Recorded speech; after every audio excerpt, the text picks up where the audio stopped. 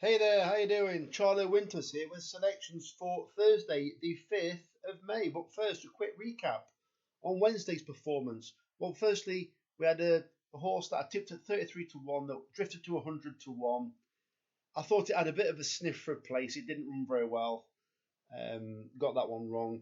The next big price one was a non-runner, unfortunately. I did like the look of that one, but I guess the ground went against it in the end. And then we had a fourth place. It ran okay. It looked like it was going to move into second, then it faded, but kept on for fourth place, which Sky Bet still paid out on. So that was us making the most of the Sky Bet extra place race. And finally, pause for thought. It did pretty much everything that I thought it was going to, but I just didn't think it was going to get collared on the line.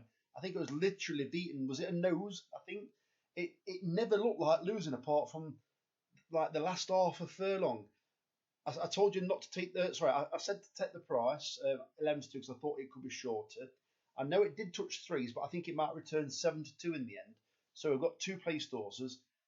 In total, it was just a slight loss on the day. So let's get on to Thursday's selections. So the first selection is Outside World in the 5 past 2 at Chester, paying 4 places instead of 3. I think this horse could. I think it should race prominent throughout. So Mark Johnson horse, it shouldn't mind the softish going, and I think it'll run a decent race at a decent price. But I do think it could drift slightly because Mark Johnson's generally people say that they don't like soft ground, but I don't know how you can class all his horses for not liking soft ground. But I think this will handle conditions and should run well. The next selection is Hamish.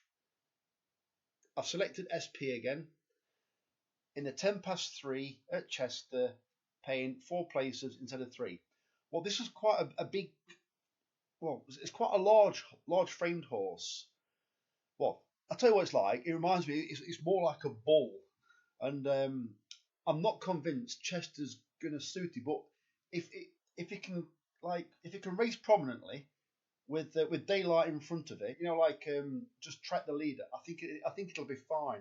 It's got excellent form, probably some of the best form in the race. So I think as long as it gets a clear run and it races prominently, I think it'll be absolutely fine. The third selection is Restorer in the 340 at Chester, paying 5 places instead of 3. Well, this horse has plummeted down the handicap. It is a Chester regular. It has won over course and distance. Ian Williams has got a very good knack of winning these half-decent contests, especially around Chester, but also these staying handicaps. He won the big race at Musselburgh at the beginning of the flat season. I'm trying to think what it was called. Enemy, I think it was called. It won by 6-8 lengths. So Restorer, I think, although it's one of the outsiders, it's priced for about 16 to 1. It's got Richard Kingscote on board. I think it should run a decent race. I'm not expecting that one to win by 10, but I think it could sneak into place, and or even better than that. So the next selection is my nap of the day, and I don't really want to go for nap of the days in amateur jockey races,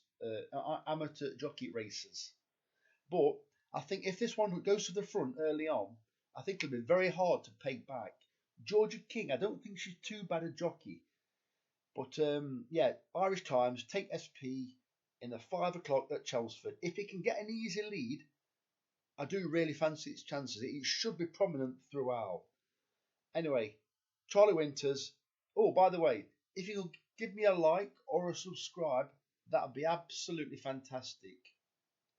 Anyway, Charlie Winters, signing out. Cheers, mate.